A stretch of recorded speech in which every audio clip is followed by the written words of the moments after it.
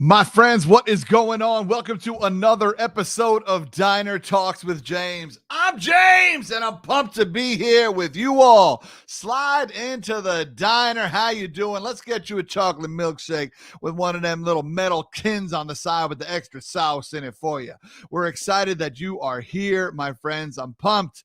I got a cool woman on the show today. We've never met before. I actually think she just randomly signed up to be on this podcast and didn't even reach out to me on the front end. But I read her bio. I was like, I don't even care. Let's go. It's time to work. And so I appreciate audacity. I appreciate boldness, and I appreciate her message. I'm excited to tell you about the one and only Ernee Peppers. Ernee Peppers is a high hair wearing, high heel stepping, high energy, giving, sachet walking, sassy talking, bold, badass, hot pepper. I wish I wrote that. I didn't, but I need to write my introduction over again after reading this one. She's here to sizzle up your confidence and wow up your life with her signature, authentic girlfriend style type of conversations. With a side order of gut busting laughs, we have those available here at the diner for you. She's a high-energy powerhouse speaker. She's an award-winning talk show host, speaker, author, actress, entertainer. She's a wife, a mom, a sister, a friend. And this is her quote, will fart, piss, and cry at the same time when she is startled. I hope we don't see that today, my friends. But either way, she hates eggs, loves humor, and a cuss word or two, a.k.a. my kind of people. Let's bring her out right now, the one, the only, Ernee Peppers. Hey, James, baby, what's up? Ernee, what's going on? How are you today? I am full of fabulous, honey. Full of it. Yes.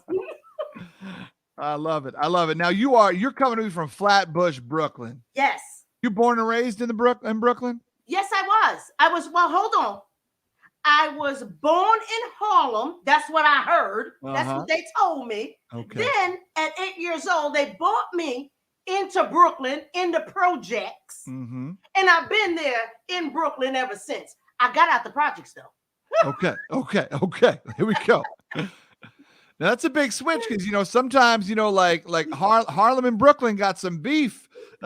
Sometimes and whatnot. I mean, I'm a hip hop head, right? And so there's always like the Harlem rappers aren't talking to the Brooklyn rappers. I think that's changed a little bit now. Yes. But still, so that is a move. My dad was born and raised in the Bronx. My mom was born and raised in the Queens.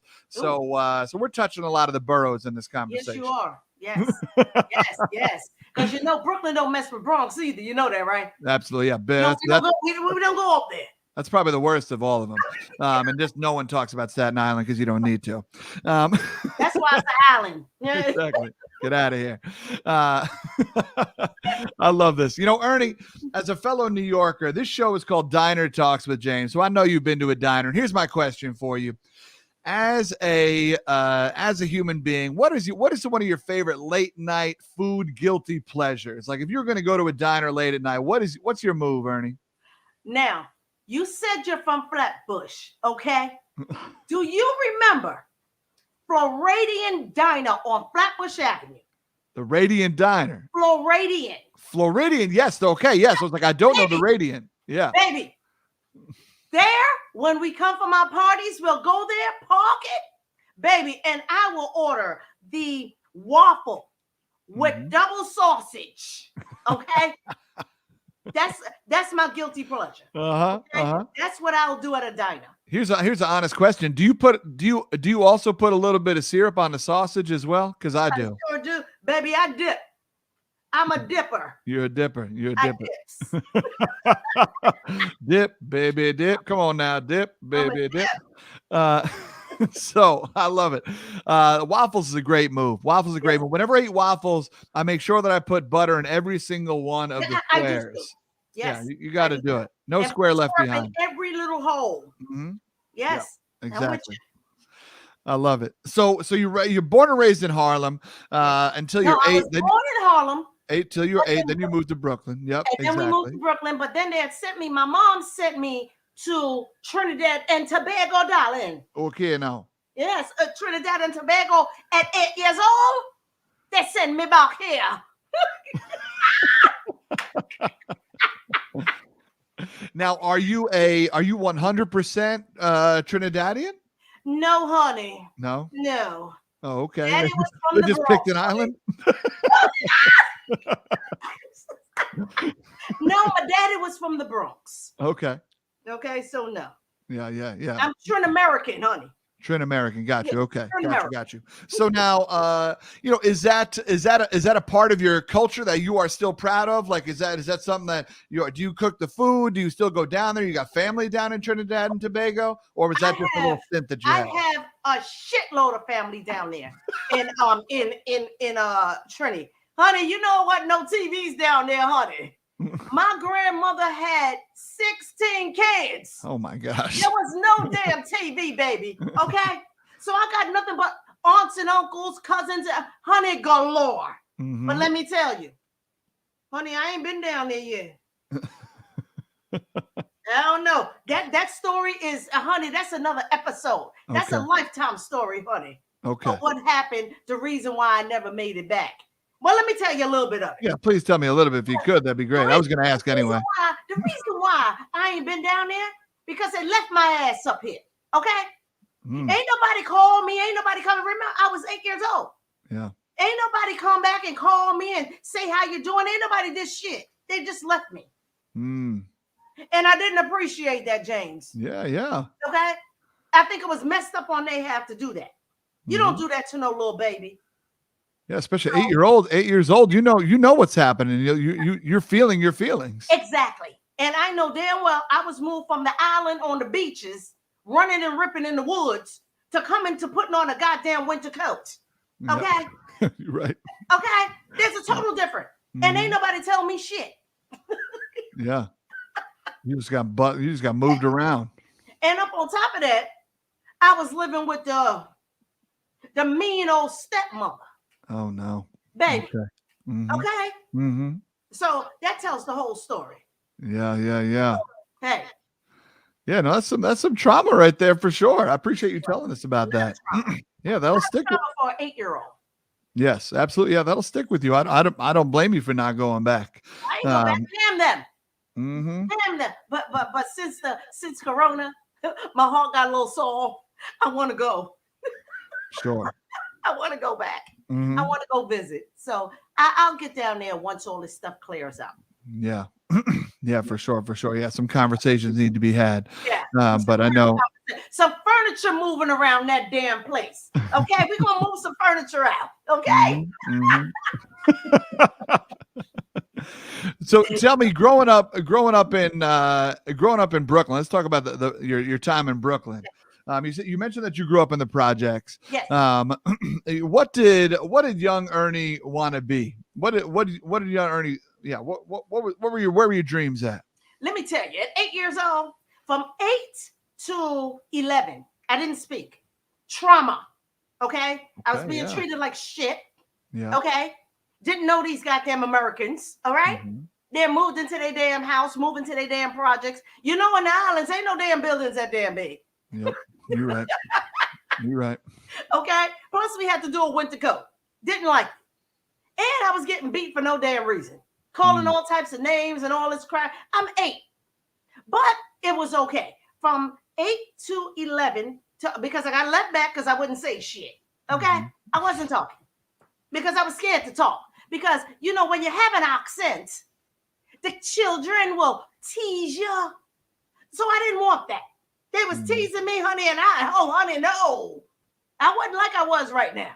So what happened, I stopped talking. I just shut down. Between home and school, goddamn, honey, I could have almost killed my damn self. You know? That's tragic. It was tragic. Yeah, sure. So as you get in there, I met a teacher called Miss Taylor. Saved my life, honey, because I wanted to be in a play. But she told me, you have to know, you have to speak. We speak in plays. So she told me, look, this is what you're going to do. Because I was just like you when I was younger. You know, the teachers tell you that shit. You know, she was never like me, right? But she gave me they got to relate to you. And I get it. Shit, James, I do the same thing. Honey, I was there. I understand.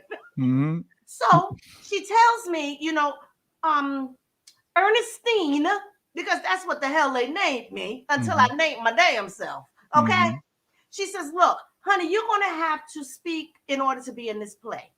And how I'm going to get you to speak is I need for you to pick your favorite character on TV and act just like them. Okay. And she said, now we ain't never got to hear you speak because you're going to be the next, be that person. I said, damn, that's nice. That's good. James, I ain't never turned around yet. I'm still some damn body else. I don't even know who the hell I am.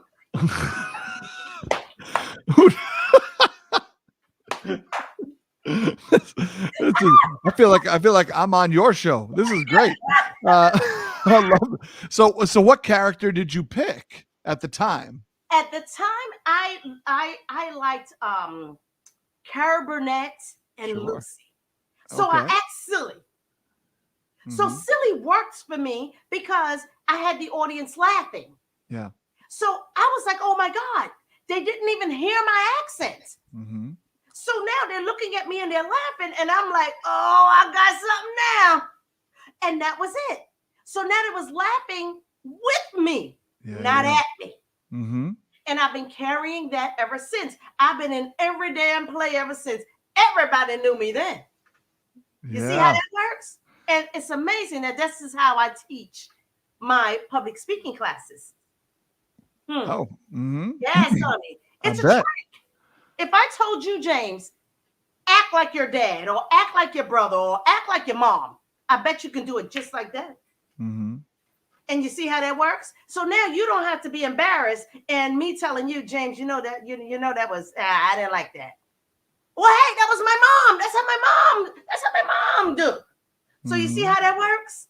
I do. You're tricking your mind and you're tricking everybody else. So, hey, it works. I am a good product that it works, baby. You know, the phrase fake it till you make it is popular, right? Baby, I'm still faking it, honey. So I wonder, I push back on that a little bit if I can, Ernie, because I think, fake it till you make it, but if all you ever do is fake it, I don't know if you ever really make it, right? But now you're clearly making it, so I'm not trying to insult at all where you are and what you've done, but I think there's a line in there. And so I'm wondering for you, as you were doing some of these plays when you were younger, you found your voice. Yes. You found a voice. Yes. When did you found a voice? When do you think you found your voice? I know you jokingly tell me you haven't found it yet. I'm still acting, right? Yes. But like at the same time, you definitely have settled into being a badass woman, and recognizing your greatness. I'm wondering, where did you go from finding a voice to finding your voice? When do you think that happened? Let me tell you, it possibly happened in college. That's probably where it happened, in college, because now you're not really under anybody's scrutiny anymore. You're pretty much on your own.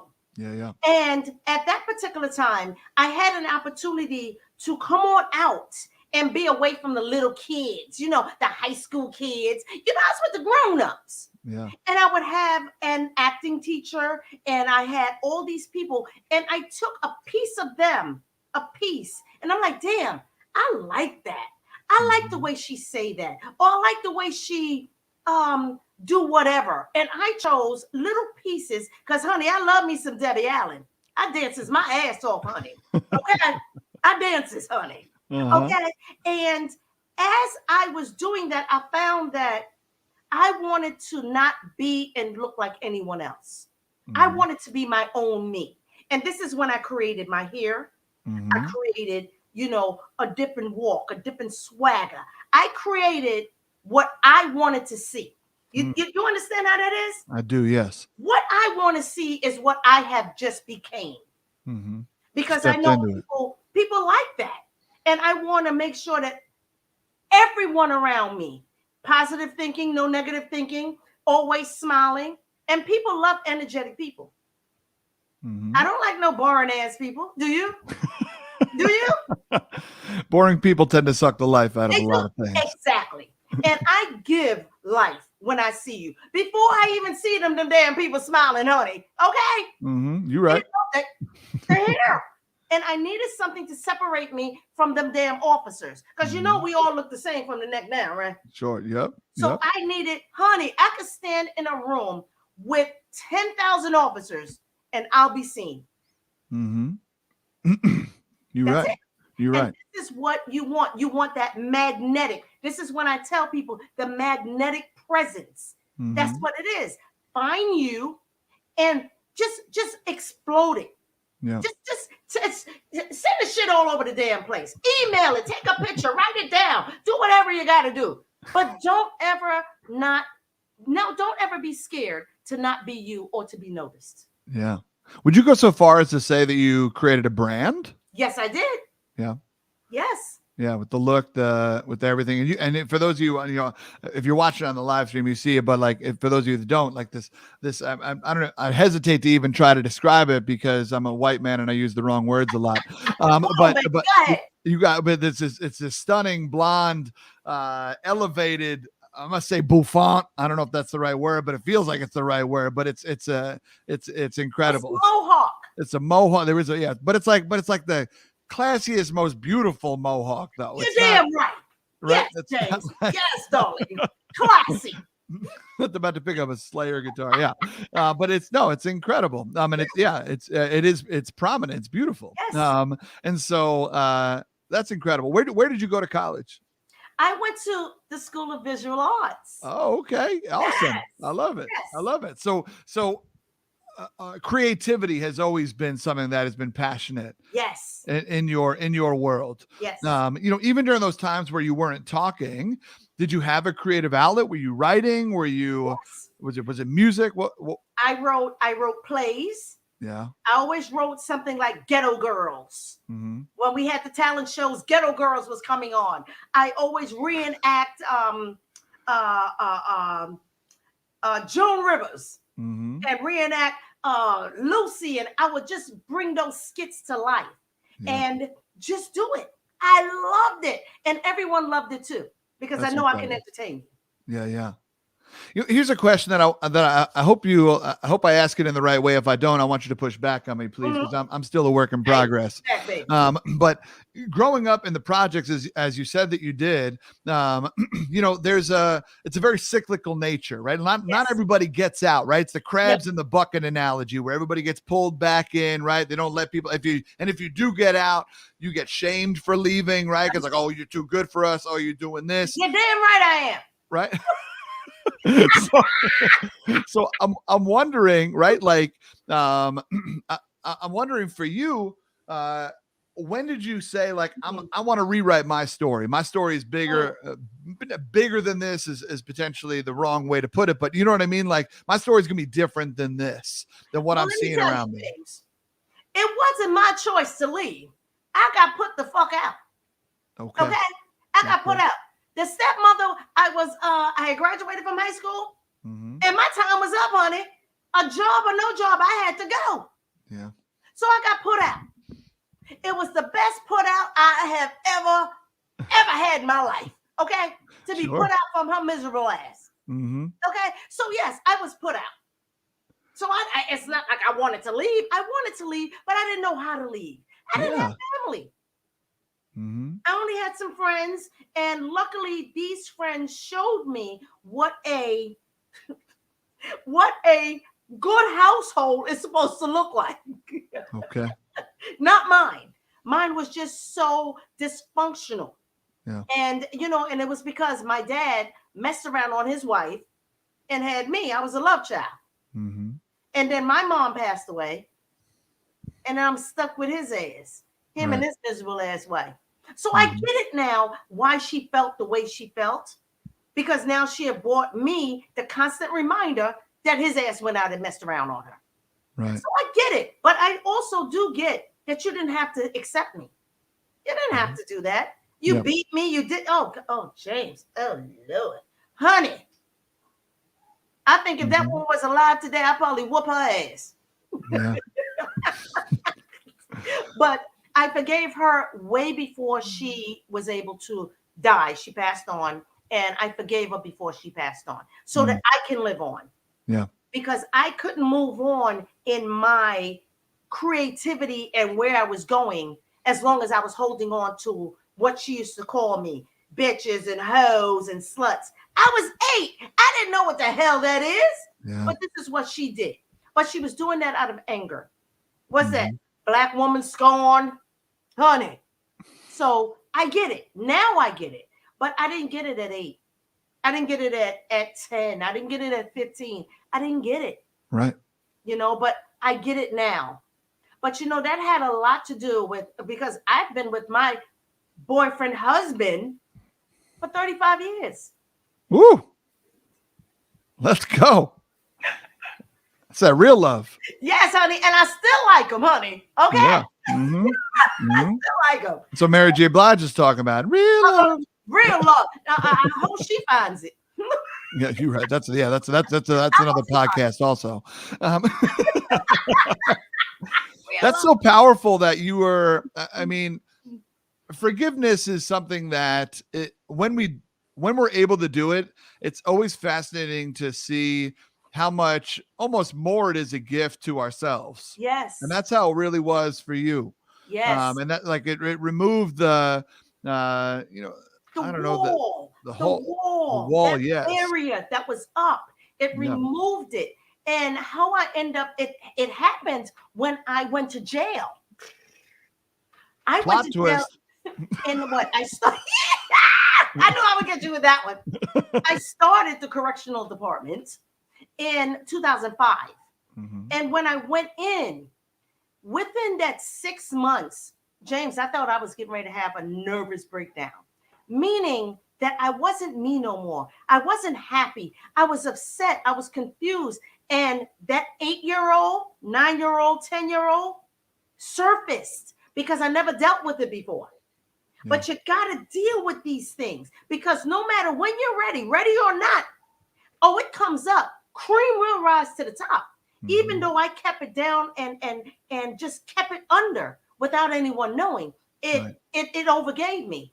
And I happened to, I guess because now I seen they close the door behind you and you're in jail just like the rest of them. Mm. You can't go make phone calls. You can't do this. You can't do that. And I felt as if I was back home, not being able to do anything. And that surfaced a lot. And I told a friend of mine, and he introduced me to a place called Landmark. Oh, Landmark. Amazing place. You heard of it? I have heard of Landmark. Yeah, but tell us about it, because I don't think everybody here has heard about it. Landmark is a place that fix you. They fix you in a weekend. Okay? No matter what you've been through, they fix you in a weekend. They Landmark. Fix you. The Forum, right? Yeah. The Forum, right? Yes. Mm-hmm. They fix you. You come in on a Friday night, and they give you your orientation, and they tell you, look, you're going to be here Saturday, Sunday, and then Monday is graduation. You're saying, me like, what the fuck? Graduation? So they go on, and they say, you're going to be here from 9 a.m. until 10 p.m. Mm-hmm. You're like, what the hell? What y'all going to do to us? But they say, we already know, because we going to have to kick y'all out. Police. So we all get there, and I was in the room with 350 people. Mm-hmm. James, you couldn't hear a pin drop. And this man was on stage. I forget his name, but I see his face. Tall, slender, gray-headed, thin, white dude. And the way he spoke was amazing. Yeah. And he takes you all the way back from when your mother and father met. And he tells you they love each other. And he said, they make love and then they have you. And the sperm is fighting its way through. And boom, you were the winner. And he tells you, now you're growing and you're hearing these voices, and boom, now you're birthed, and now you're looking at everybody trying to match the voices you used to hear in the stomach while you were in the womb. Mm-hmm. And he takes you through age 1, age 2. And you closing your eyes. And James, damn it, if you don't see yourself at that age. Wow. You know, this man just gets into you, and he pours into you, and he makes you bring it out. Mm-hmm. At the end, by the time he gets up, you start hearing people when their abuse started. Mm. They start screaming out. And he says, keep it going. He said, work it through. And you're crying. And you know, I didn't want to mess up my makeup. So mm-hmm. I kept a straight face, but I felt it. Ernie ain't no punk. These people ain't gonna see me like this. Okay.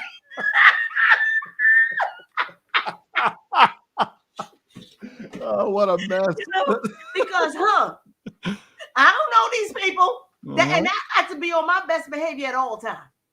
So he tells you at the end of it, he says, now what I need for you to do is to go and call the person that hurt you. If they passed away, you write them a letter. Baby, the most terrifying thing that has ever happened in my entire life. I had to call this woman that I hadn't spoke to in about 10 years. And my heart is beating hard. And she answers the phone. And I'm like, hello? She was like, what do you want? I said, I was going to hang up. But I know this man said, don't come back in my room if you ain't make that damn call. Yeah. So I made the call, so I had to go through it. And I told her, I said, I need to speak with you. Look at me, I'm trembling already. I remember the day. I remember the day. Oh, Lord. And I told her, I said, I need to speak to you. And she said, about what? I said, well, I just want to forgive you. I want to forgive you for the beatings.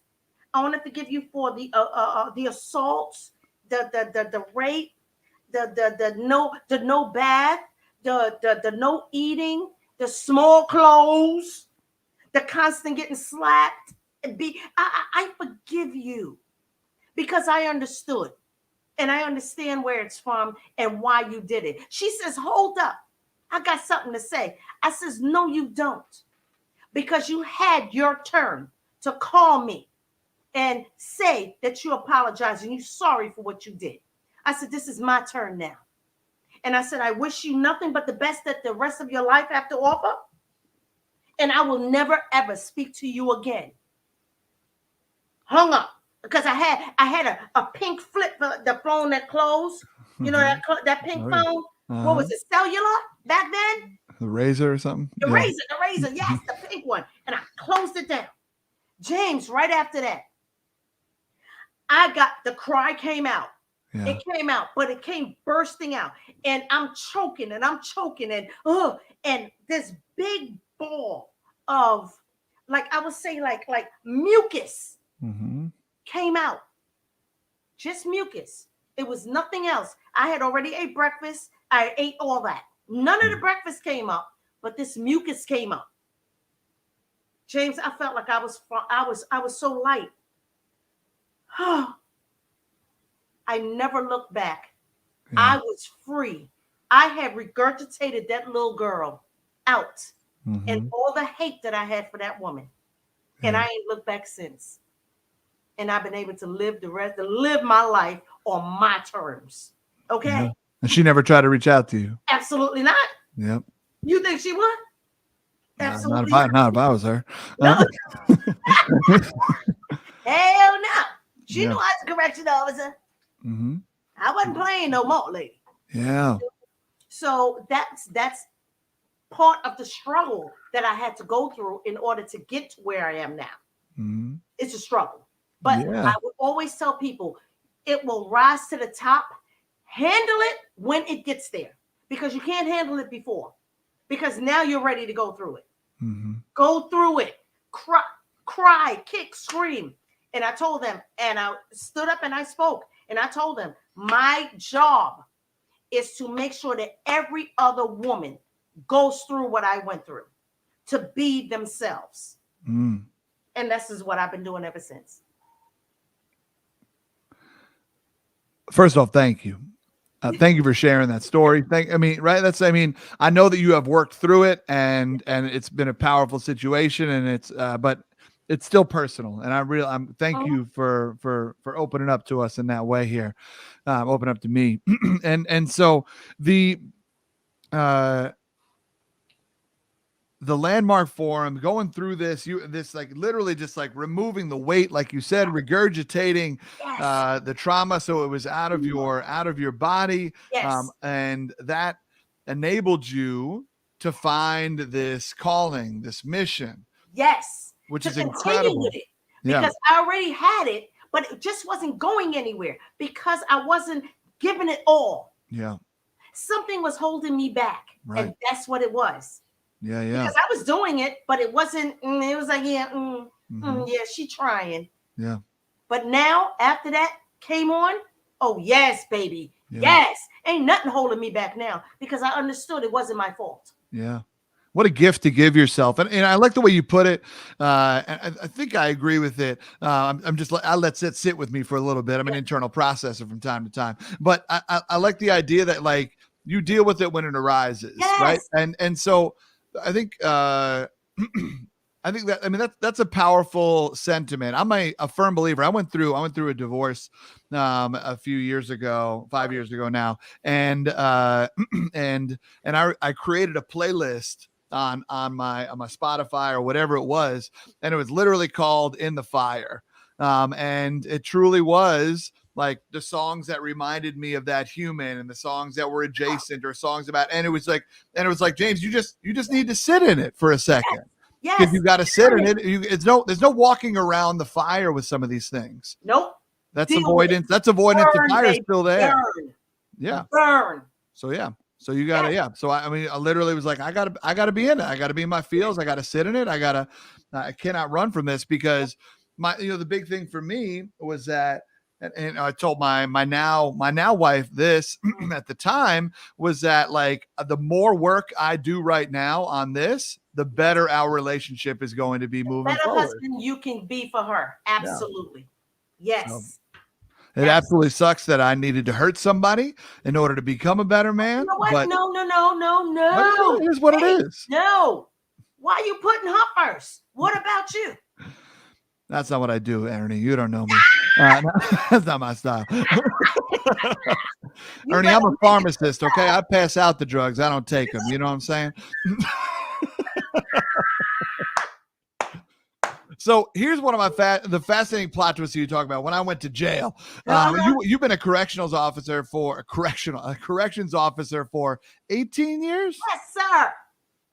What an incredible tenure in that role. I feel like that's an abnormal amount of time to stay in that role. But you feel free to correct me if I'm incorrect. But what is it about? You talked about how your mission is to help women kind of regurgitate and be able to move forward and whatnot. Does that tell me about your role as a corrections officer? Why there for 18 years? What is the work that you do, and how does it inspire you and keep you to coming back?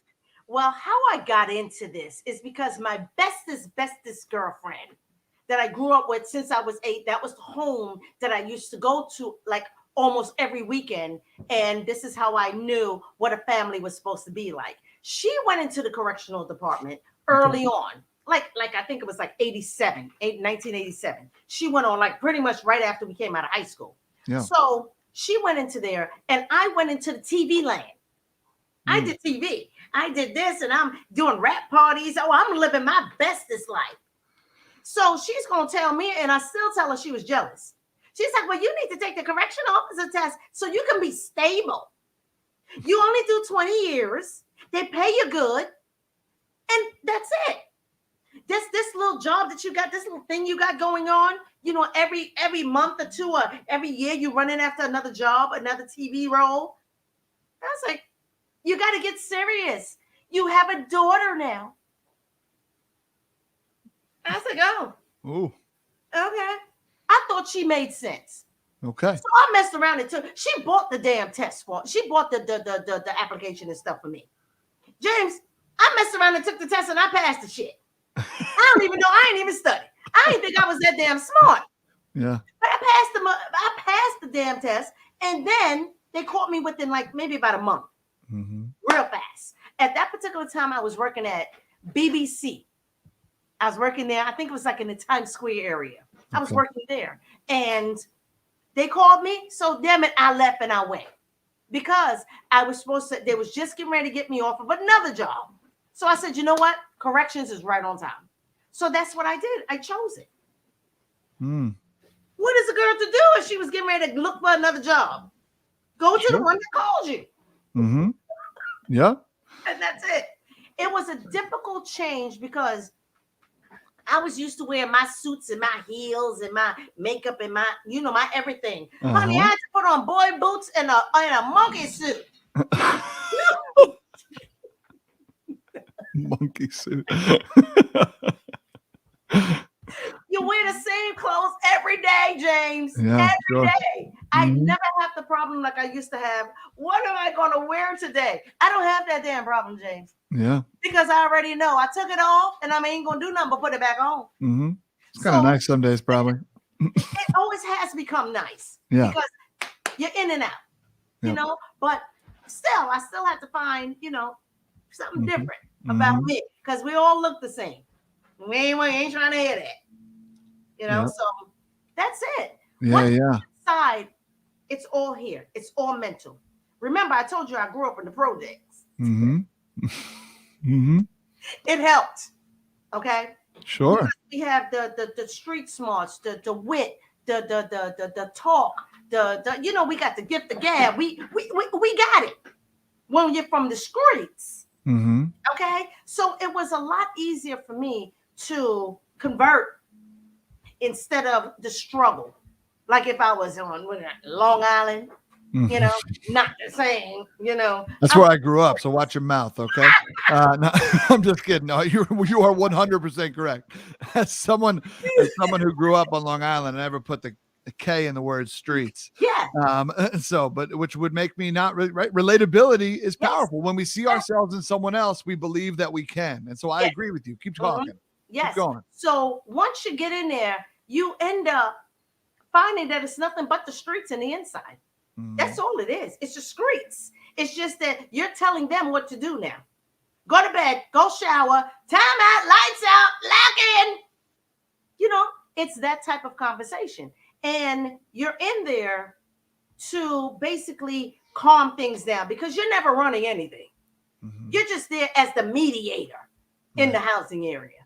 And you're in there, one person, 2 officers, 1 person on the floor with 100 guys. Okay.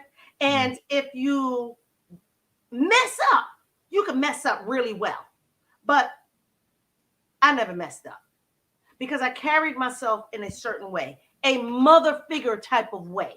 Yeah. So I never had that little thing cross. I never had that crossover like a lot of the females did because I came in my 30s.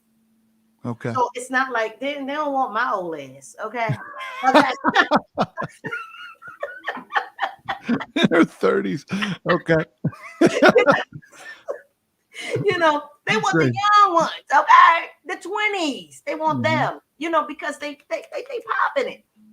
I had a husband and kids. They don't want you. They want the young ones that's going to go out and tell them all what they did on the weekend. They going to ask me, what you do this weekend? What do you think? I don't have no exaggerating stories. Yeah. But my stories would get bigger and bigger. And they would catch me out there. They'd be like, well, how many kids you have? 4. Another one would ask me, 6. They'd be like, I'd be like, well, look, the only reason, because look, I dumped 2. Okay. I'll just give them all types of stories. And they'd be like, yo, we don't believe you, right? But hey, it's a story. You ask. So I told you. I told you something. And that's what kept them laughing and kept them, and kept my housing area on the law. You give them what they're supposed to have and what they need, never what they want. And those are the rules. Give them what they're supposed to have, give them what they need, and not what they want. Never give them what they want. No. Those are the rules, honey. Yeah, just like the kids. You give them everything they want. Now when it comes down, they dog you out. Yeah. Never give them what they want. Only what they need. That's it. They need soap, toothpaste, shower. That's all they need. Anything else, that ain't on me. So those are the rules when you go in there. Keep your eyes open, head up. Ears now, open. With there being, a ratio of 100 to 1, 100 to 2, you obviously see them every day. So you are relationship building. Absolutely. And do you notice do you have the opportunity to do some of the work that you love with some of those individuals, as in like having some of these conversations about whether it's Hell about, no. okay, great. Next question. What? They are who they are, James. They criminals. No, hell no. You treat them as so. That's it. I know who they are. They know who they are. And don't ever forget don't try to make them into something that they're not. That's the mistake. Fascinating. So I have a question about that because I'm wondering, like you said, don't ever forget who they are. Yeah. Do you ever, so I guess it sounds like you have trained your brain to therefore also not ever think about who they could be. There you go. I don't think about what you could be. Absolutely not. Everybody inside is a criminal. I don't care what it is.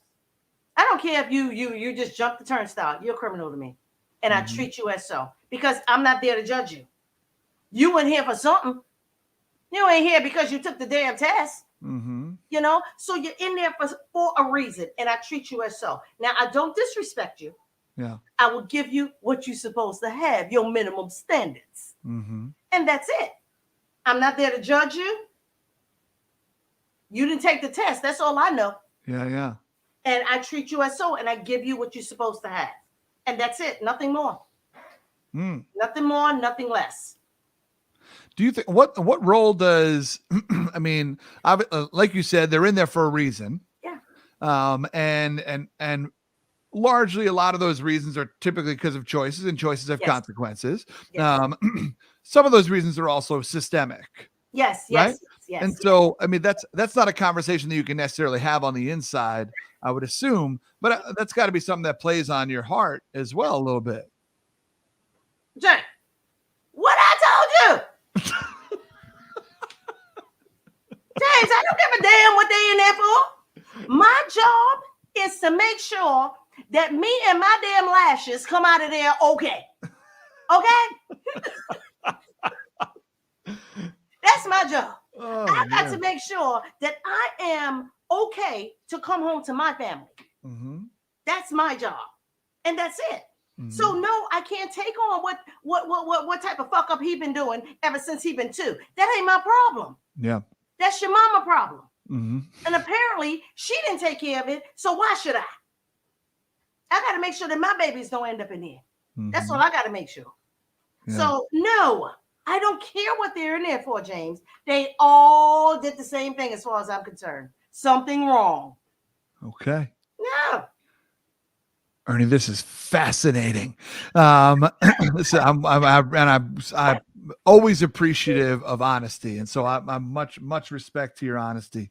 And yeah, it's a world that I don't know. And so I appreciate you providing your perspective on it. And so in your work, like you said, you're also thinking about your own family and your own growth and personal growth. Yes. And so outside of being a correctional officer, you have built a pretty cool career around being a public speaker and being someone who is sharing a message. And you specifically talked about, my first question about that is that you specifically talked about it earlier, is that you like to work with women. Yes. Tell me about that. I think that's beautiful. Why I chose women is because even though I know that men do go through things too, but I'm not a man. I don't know. I don't know how to deal with you on that level. But women, I know their heart and I know what they can possibly go through and I know what they're feeling. For instance, James, you tell me, a young lady is sitting on the bus and she's crying. What do you say? Oh. A man sitting on the bus crying. What do you say? Man up. The hell wrong with him? So the feelings is so much different. And we take each other, even though a man is supposed to cry, you're supposed to cry, but they're brought up with don't cry, hold it in. But It's not fair. But again, I can't deal with that because I don't know what your heart is. I don't know you, but I know a woman's heart. And that's all I can do is sympathize for her. I know her strength. I know what she can go through. And certain things that we can get over together. And we can talk and we can cry together. And we're good. Mm-hmm. You can't talk and cry with a man. Come on now. You can. But the message is not going to be, somebody got to be strong. Come on. Mm-hmm. So it's just a different type of beast when you're looking at it from a woman to a man, trying to heal him. Now, don't get me wrong. Us women, we do love a strong man. But when it comes down to dealing with a lot of whatever issues they have been through, theirs is a lot stronger than what it is. Is it any different? But no, men will feel things different than we would. Mm-hmm. And you'll take it more personal than what we as women will get up and try to keep going. Because again, we hold up the family. Mm-hmm. We're nurturers. We have to keep going even if we're hurting. Keep going. Mm-hmm. And that's pretty much a lot of the differences in why I chose the women, because I can relate to her a lot better. I can see that there's something going on with her. I know when she's fronting it off. I know when something has happened. Mm-hmm. You can smile and put the lip gloss and all that stuff on, but you can still see the hurt underneath that. Yeah. You can't really tell it with the men. Mm-hmm. You can't tell too much unless you're conversating with them. Right. Sure. I think it's first off, I think it's great that you found your people that you feel the most confident working with. Right. That's key. Right. As they say, the riches are in the niches. You got it right. And so I love that. As someone who does men's work, I talk to men and sit in room with men and try to make men feel and whatnot and get men to have conversations with each other because it's important. Right. I think that I think there's a lot of narratives written about men that are often inaccurate and easy. And so, but there is, I appreciate you highlighting the complexities of some of that in there. Cause I think that's a very real piece, right? Men are taught by society to be internal processors. Yes. And so, so and just to piggyback on that, right? And I will say my role in jail as a female dealing with 100 men. Now, I know what I can do as a female to get them to do what I need to get done. Mm-hmm. This is where the softness comes in. And it's not so much, aggression to aggression. I'm the softer one. Mm-hmm. So if I ask, hey, honey, do me a favor, versus you, come in. It's, it's not so good. But I can go and get him to do anything to where you'll have the struggle. That's what testosterone to testosterone. Mm-hmm. And you guys are both trying to conquer where I'm not trying to conquer. Right. So this is why we can move around the jail a lot better. Yeah. Water cools fire. Fire builds fire. Right. Yeah. Yes. So, yeah. So tell me about the work that you love to do as a speaker and the speaker coaching that I know you're working on. You got an online a course that's coming out, but tell me a little bit more about the why, right? Like, what are some of these individuals that you love to reach, and what is the work that you love to do with them? My niche now is new entrepreneurs. Okay. I feel that the new entrepreneurs is the shit, because they are the more creative ones. They're coming up with the ideas. They're coming up with the niches. They're coming up with the seed to blossom, but they got a problem. Mm-hmm. They ain't trying to talk to nobody. And that's where I come in. They don't know that they don't know that they don't need me. Did I say that right? They don't know that they don't need me. Okay. There it is. They don't know that. Yep. Okay. And what they need is when you get and you have something to sell, you need to talk. You need to be open. You need to be presentable. You need to be a badass, like I said, a badass, and you need to look like you have a product. and you the shit, and you the best shit that goes on since sliced bread. And this is what you have to, this is what I try to teach. But it comes from in here. Mm-hmm. It all starts in here. So you got to know your product. Inside out, flip it, in the dark, wherever. You got to know it. And in order to walk into a place, and like I said, move furniture. Mm-hmm. Now, when I say move the furniture and you walk into a place, you got to have your own style. There you go. Your own style. Your own brand. And your own walk. Your own suave. Your own pimp walk. I teach the men the pimp walk. The pimp walk, baby. And I teach the women the sashay. Mm-hmm. And these are the little things, just the little things that gets the attention. And instead of me just looking at you and turning my head, now you have them move the furniture because now they're turning the whole seat around to just watch you. And that's what you want. That's the attraction and the magnetic presence that I always talk about. Mm-hmm. You want that, and everybody wants that. You will not admit that you want it, but you want to. You want to feel like the shit when you walk in some damn place. You want that because sometimes you be looking at the person that's the shit, and you be like, "Wow." You want that.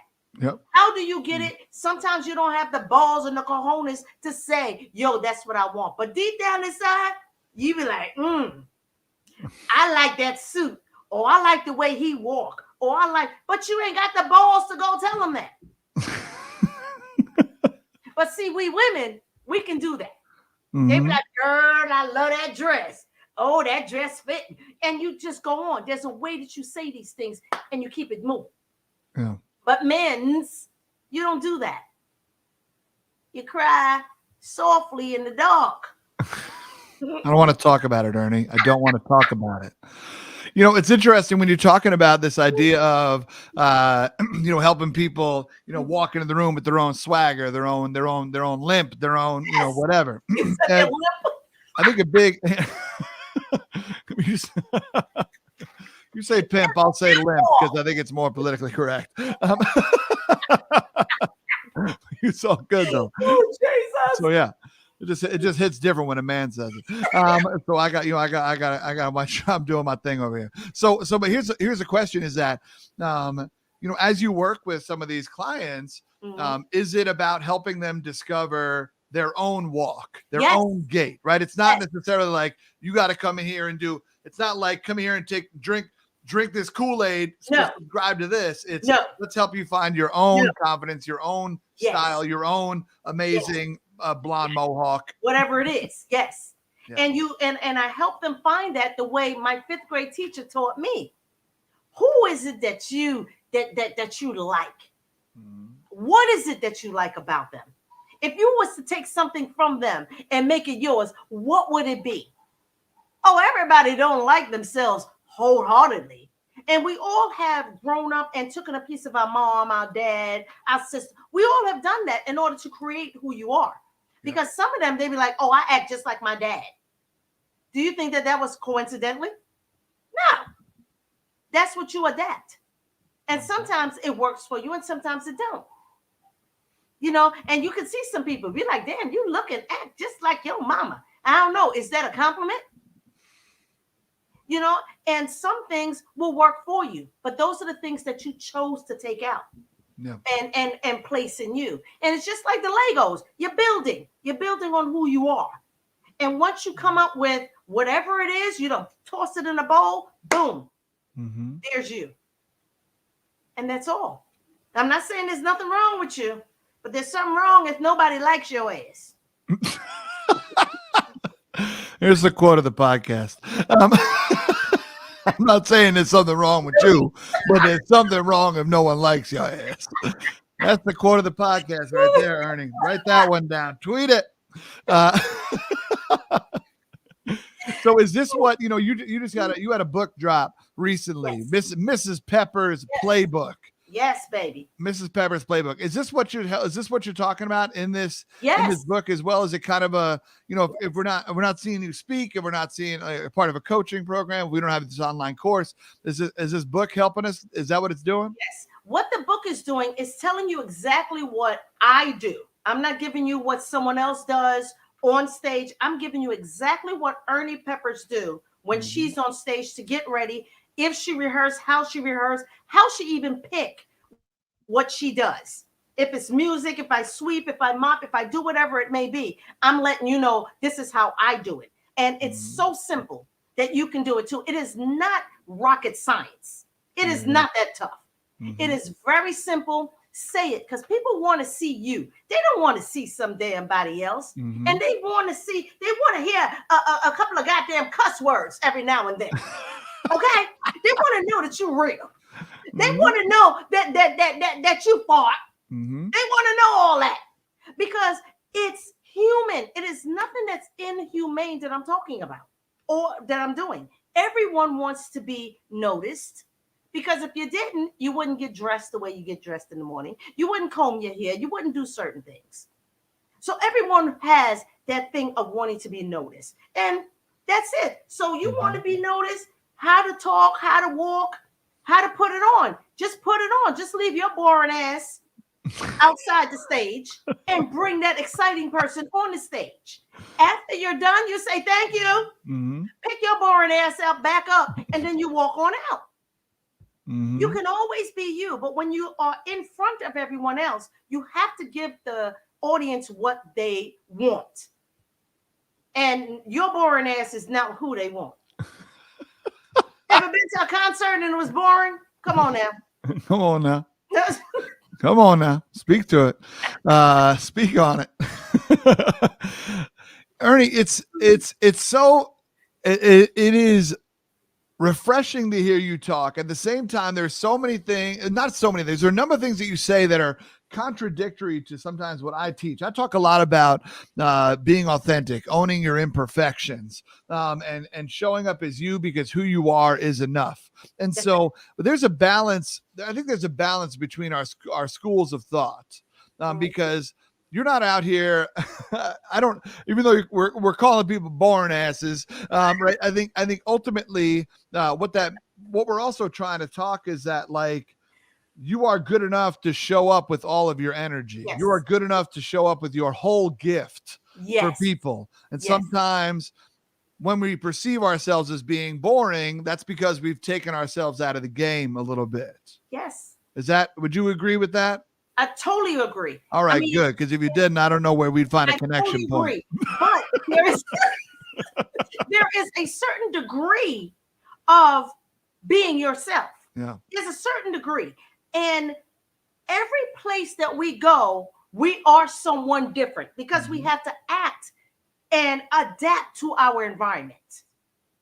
Now, yes, when I go to work, I have a total different look and that I don't bring outside. So I have adapted to my environment. When I go to dinner with my husband, I don't.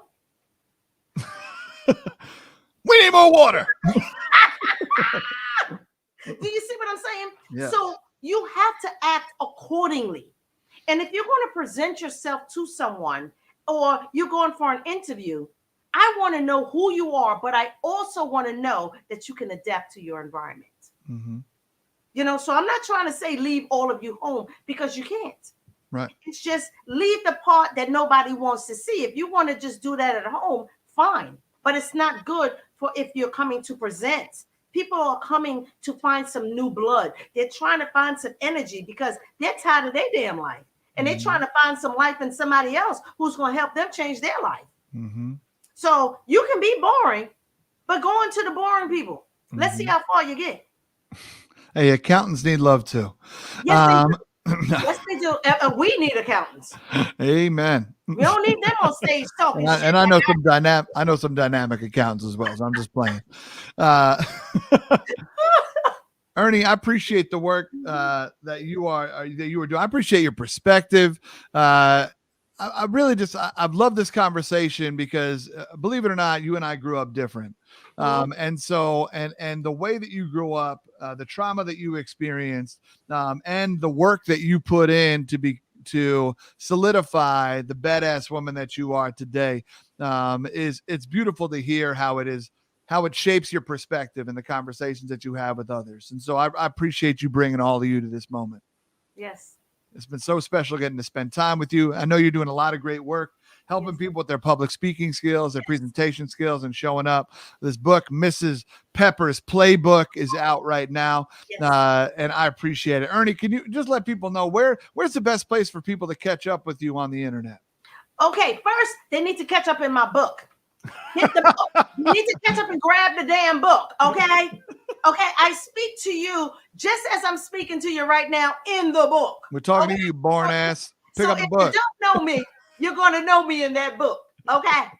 You can catch the book at www.mrspeppersplaybook.com. That's simple. www.mrspeppersplaybook.com. You can also follow me on Facebook, the Ernee Peppers Show, because I have a show that I do. It's on hold right now, but you can see all the shows that I've done where I speak to entrepreneurs and artists who've decided to do it their way, okay? The fabulous way, and forget their 9 to 5.